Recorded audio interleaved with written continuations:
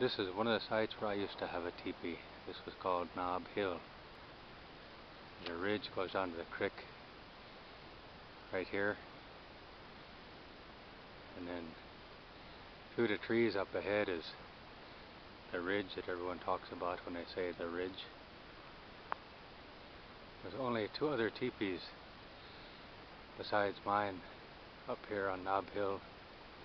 One belongs to the Black Hills Alliance, and they almost never came out here. And then the other one belonged to Russ.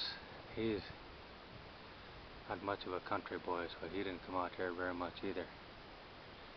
This is where my teepee was, and I had an outdoor fire pit right over there by those two.